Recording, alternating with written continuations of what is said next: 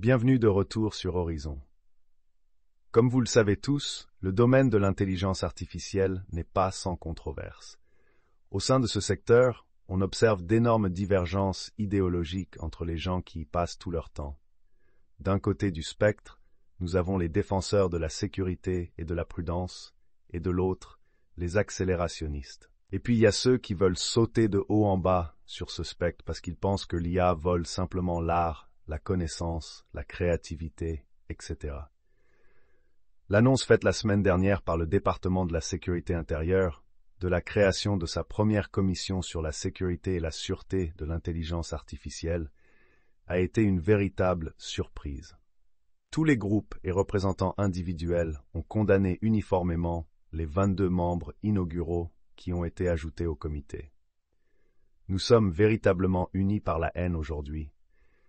Et naturellement, nous allons parler un peu de ce que cela signifie pour l'état du discours autour de la sécurité de l'IA, ainsi que de l'état du discours autour de la capture réglementaire à Washington, D.C. Pour commencer, qui fait partie de ce comité? D'un côté, nous avons des leaders de laboratoires d'IA en start-up, des PDG plus établis comme ceux de NVIDIA, IBM, Microsoft et Adobe. Nous avons également quelques universitaires comme Nicole Turner-Lee, une chercheuse principale et directrice du Center of Technology Innovation à l'institution Brookings. Alexander Reeve, le président et directeur général du Centre pour la démocratie et la technologie, fait également partie du comité, ainsi que quelques défenseurs des droits civils. Ensuite, nous avons des ajouts un peu plus aléatoires. Le PDG de Delta Airlines, le maire de Seattle, le gouverneur du Maryland et quelques autres. Examinons maintenant le but de ce groupe, puis nous aborderons certaines des critiques. Le Wall Street Journal écrit que le comité de sécurité et de sûreté de l'IA fait partie d'une initiative gouvernementale visant à protéger l'économie, la santé publique et les industries vitales des menaces causées par l'IA. En collaboration avec le département de la sécurité intérieure, il élaborera des recommandations pour les opérateurs de réseaux électriques, les fournisseurs de services de transport et les usines de fabrication, entre autres. Cela concerne l'utilisation de l'IA tout en protégeant leur système contre les perturbations potentielles qui pourraient être causées par les progrès de la technologie. L'une des grandes critiques que vous verrez souvent est représentée par Sally Ferrous Games, qui écrit « C'est un conflit d'intérêts flagrant. Il laisse l'industrie de l'IA écrire les lois pour l'industrie de l'IA. » Et Newton Rex, qui a quitté Stability AI pour commencer de nouvelles approches pour une formation plus appropriée de l'IA, écrit « Pourquoi le nouveau Conseil de sécurité et de sûreté de l'IA a-t-il autant de membres avec des intérêts directs dans une adoption rapide et non réglementée de l'IA, et si peu qui ont une expertise en IA sans ces intérêts directs? » Il faut tout de même souligner ici que ce n'est pas un groupe généraliste du gouvernement qui recommande une politique générale sur l'IA. Il est spécifiquement concentré sur les défis de l'infrastructure qui se posent avec l'IA et le potentiel d'attaque d'infrastructure. Le secrétaire à la sécurité intérieure, Alejandro Mayorkas, déclare que l'utilisation de la technologie de l'IA dans les installations d'eau du pays, les systèmes de transport et les banques présente une formidable opportunité d'améliorer les services au bénéfice de la vie quotidienne des Américains.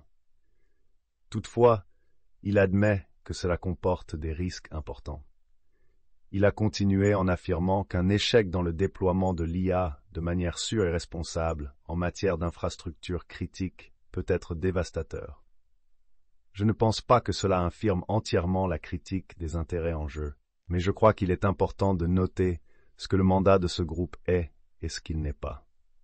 Mais, maintenant, en ce qui concerne ce que le Conseil fera réellement, il a sa première réunion prévue ce mois-ci en mai, et il est apparemment prévu de se réunir trimestriellement. L'idée des intérêts en jeu a en fait plusieurs facettes dans la critique. Par exemple, Cole Roberts écrit que cela ressemble à de la capture réglementaire. Dr. Ginger Bowles écrit que la capture réglementaire fonctionne exactement comme prévu. Quelle farce! Janelle Giman écrit que c'est comme si nous laissions les compagnies pétrolières siéger au Conseil de l'énergie verte.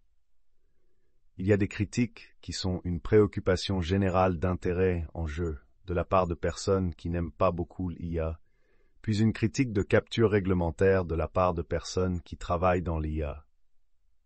Ceci est bien entendu étroitement lié à l'idée formulée par Accelerate Harder, qui écrit « Je suis tellement irrité par cette liste. N'y a-t-il pas une seule personne ici pour prendre le parti de l'IA open source? Quelle blague !» A16Z Martin Casado écrit « Presque aucune représentation des startups ou de l'open source. » Bien sûr, cela est lié à l'idée de capture réglementaire et fait partie de la préoccupation spécifique à ce sujet. Une autre catégorie de critiques concerne ce que les gens interprètent comme une rebuffade délibérée. Midou écrit que le DHS a délibérément exclu les pionniers de l'IA open source, comme Musk et Zook. Ils ne veulent pas que le peuple possède l'IA. Ils veulent réglementer l'IA. Ainsi, elle représente un pouvoir centralisé. Nous ne pouvons pas laisser l'IA appartenir à une élite. Elle doit être libre et ouverte à tous, comme Internet. Il a été très notable l'année dernière lorsque la Maison-Blanche a commencé à inviter des PDG à parler de l'IA, qu'elle n'a pas inclus Mark Zuckerberg. Lorsqu'on lui a demandé pourquoi il avait été écarté, le porte-parole de la presse a eu une déclaration très sarcastique, disant essentiellement que cette réunion était destinée à ceux qui étaient influents en matière d'IA uniquement. Maintenant, compte tenu de la manière dont Meta et Zuckerberg ont influencé le côté open source de ce développement, il est difficile de l'interpréter comme autre chose qu'un refus de Mark Zuckerberg. Finalement, ce n'est qu'un comité parmi tant d'autres.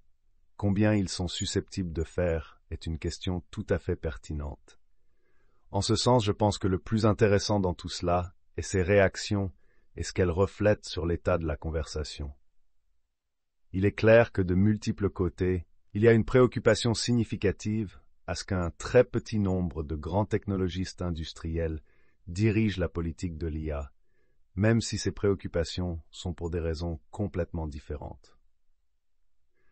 À court terme, je dois cependant être d'accord avec Andrew Curran qui écrit que la chose incroyable à propos de ce poste sur le comité de l'IA, c'est que pendant quelques heures, tout le monde sur mon fil a oublié qu'ils étaient censés se battre.